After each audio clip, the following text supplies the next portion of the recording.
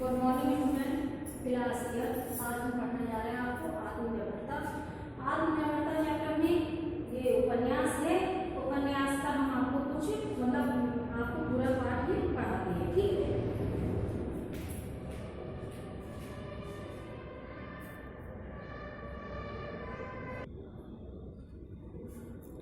देखिए बच्चों, ये आपका आत्मनिर्भरता वाला जो चैप्टर है वो पढ़ा रहे हैं हम। प्रस्तुत निबंध में लेखक ने युवकों को स्वयं पर निर्भर रहने की प्रेरणा दी है। ठीक है, विद्वानों का ये कथन बहुत ठीक है कि नम्रता स्वतंत्रता नम्रता ही स्वतंत्रता की धात्री या माता है। इस बात को सब लोग मानते हैं कि आत्म संस्कार के लिए थोड़ी बहुत मानसिक स्वतंत्रता परम आवश्यक है। चाहे उस स्वतंत्रता में आत्म अभिमान और नम्रता दोनों का मेल हो, और चाहे नम्रता से ही से उत्पन्न हो। अब देखिए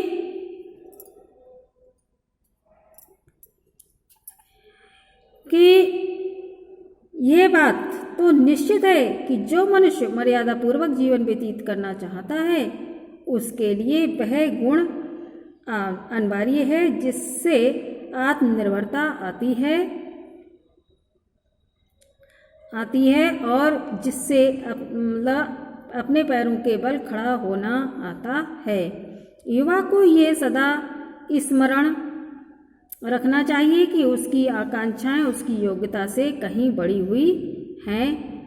उसे इस बात का ध्यान रखना चाहिए कि वह अपने बड़ों का सम्मान करे, छोटों और बराबर वालों से कोमलता का व्यवहार करे। ये बातें आत्ममर्यादा के लिए आवश्यक हैं। यह सारा संसार, जो कुछ हम हैं और जो कुछ हमारा है, हमारा शरीर, हमारी आत्मा, हमारे कर्म, हमारे भोग, हमारे घर की और बाहर की दशा, हमारे बहुत से अवगुण और थोड़े से गुण, सब इसी बात की आवश्यकता प्रकट करते हैं कि हमें अपनी आत्मा को नम्र रखना चाहिए। नम्रता से मेरा अभिप्राय दब्बूपन से नहीं है, जिसके कारण मनुष्य दूसरों का मुंह ताकता है, जिससे उसका संकल्प क्षीण और उसकी प्रतिज्ञा मंद हो जाती है, जिसके कारण आगे बढ़ने के समय भी पीछे रहता है और अवसर पड़ने पर वह चटपट किसी बात का निर्णय नहीं कर सकता। मनुष्य का बेड़ा अपने ही हाथ में है, वह उसे चाहे जिधर लगाए। सच्ची आत्मा वही है जो प्रत्येक दशा में, प्रत्येक स्थिति के बीच अपनी राह आप निकालते हैं। अब तुम्हें क्या करना चाहिए, इसका ठीक ठीक उत्तर तुम्ही को देना होगा, दूसरा कोई नहीं दे सकता। कैसा भी विश्वास पात्र मित्र हो, तुम्हारे इस काम को वह अपने ऊपर नहीं ले सकता। हम अनुभवी लोगों की बात को आदर के साथ सुने, बुद्धिमानों की सलाह को कृतज्ञतापूर्वक माने। इस बात को निश्चित समझकर कि हमारे कामों से ही हमारी रक्षा व हमारा पतन होगा, हमें अपने विचार और निर्णय की स्वतंत्रता को दृढ़तापूर्वक बनाए रखना चाहिए। जिस पुरुष की दृष्टि सदा नीची रहती है उसका सिर कभी ऊपर नहीं उठता। नीची दृष्टि से यद्यपि रास्ते पर रहेंगे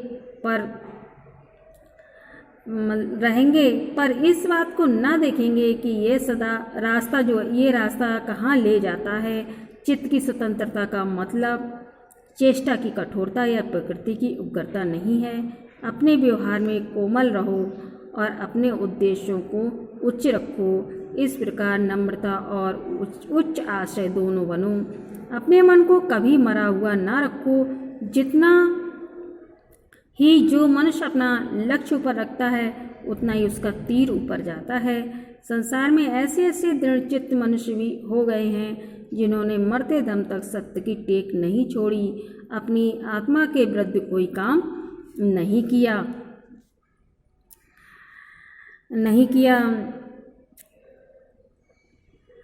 राजा हरिश्चंद्र के ऊपर इतनी विपत्तियां आईं, पर उन्होंने अपना सत्य नहीं छोड़ा। उनकी प्रतिज्ञा यही रही, चंद्र टरे सूरज टरे, टरे जगत व्यवहार, पर दृढ़ श्री हरिश्चंद्र को टरे ना सत्य विचार। मतलब चंद्रमा टल जाए, सूर्य टल जाए, संसार का व्यवहार टल जाए, परंतु हरिश्चंद्र का जो दृढ़ निश्चय है और जो सत्य विचार है वो कभी नहीं टलता। देखिए, महाराणा प्रताप जंगल जंगल मारे मारे फिरते थे, अपनी स्त्री और बच्चों को भूख से तड़पते देखते थे, परंतु उन्होंने उन लोगों की बात नहीं मानी जिन्होंने उन्हें अधीनता पूर्वक जीते रहने की सहमति दी, क्योंकि वे जानते थे कि वे अपनी मर्यादा की चिंता जितनी अपने को ही हो सकती है उतनी दूसरे को नहीं। एक बार एक रोमन राजनीतिक बलवायु ने उनके हाथ में पड़ गया। बलवायु ने उनसे व्यंगपूर्वक पूछा, अब तेरा किला कहाँ है? उसने हृदय पर हाथ रखकर उत्तर दिया, यहाँ ज्ञान के जिज्ञासुओं के लिए यही बड़ा भारी गढ़ है। मैं निश्चयपूर्वक कहता हूँ कि जो युवा पुरुष अपने बातों में दूसरों का सहारा ले चाहते हैं, जो सदा एक नया अगुआ ढूंढा करते हैं और जिनके अनुयायी बना करते हैं, वे आत्म संस्कार के कार्य में उन्नति नहीं कर सकते। उन्हें स्वयं विचार करना, अपनी सहमति आप स्थिर रहना, दूसरों की उचित बातों का मूल्य समझते हुए भी उनका अंधभक्त न होना सीखना चाहिए। एक इतिहासकार कहता है कि प्रत्येक मनुष्य का भाग्य और यदि अवसर प्रत्येक मनुष्य जो होता है उसका भाग्य जो है वो उसके हाथ में है। प्रत्येक मनुष्य अपना जीवन निर्वाह श्रेष्ठ रीति से कर सकता है। यही मैंने किया और यदि अवसर मिले तो यही करूं। इससे चाहे स्वतंत्रता कहो, चाहे आत्मनिर्भरता कहो, चाहे स्वावलंबन कहो, कुछ कहो, ये वही भाव है जिससे मनुष्य और दास में भेद जान पड़ता है। ये वही भाव है जिसकी प्रेरणा से राम लक्ष्मण ने घर से निकलकर बड़े बड़े पराक्रमी वीरों पर विजय जो थी वो प्राप्त की। ये वही भाव है जिसकी प्रेरणा से हनुमान ने अकेले ही सीता की खोज की। ये वही भाव है जिसकी प्रेरणा से कोलंबस ने अमेरिका समान बड़ा महाद्वीप ढूंढ निकाला। इसी चित्तवृत्ति की दृढ़ता के सहारे दरिद्र लोग दरिद्रता और अपढ़ लोग अज्ञानता से निकलकर उन्नत हुए हैं तथा उद्योगी और अध्यवसायी लोगों ने अपनी समृद्धि का मार्ग निकाला है। इसी चित्तवृत्ति के आलम्बन से पुरुष सिंहों को ये कहने की क्षमता हुई है, मैं राह ढूंढूंगा या राह निकालूंगा। यही चित्तवृत्ति थी कि उत्तेजना से शिवाजी ने थोड़े वीर मराठे सिपाहियों को लेकर औरंगजेब की बड़ी भारी सेना पर छापा मारा और उसे तितर बितर कर दिया।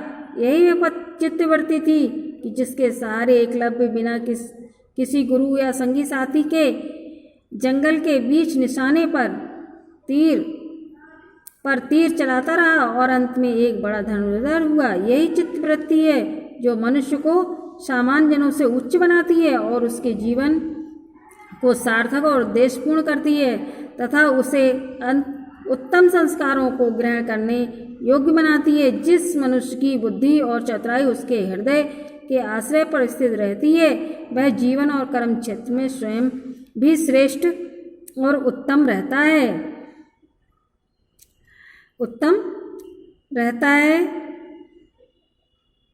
अब देखिए, और दूसरों को भी श्रेष्ठ और उत्तम बनाता है।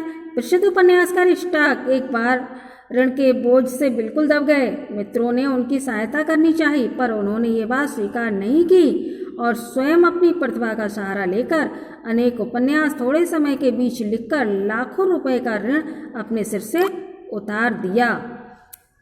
ये आपका निबंध जो है आचार्य रामचंद्र शुक्ल का है, ये आज समाप्त हो गया। ठीक है।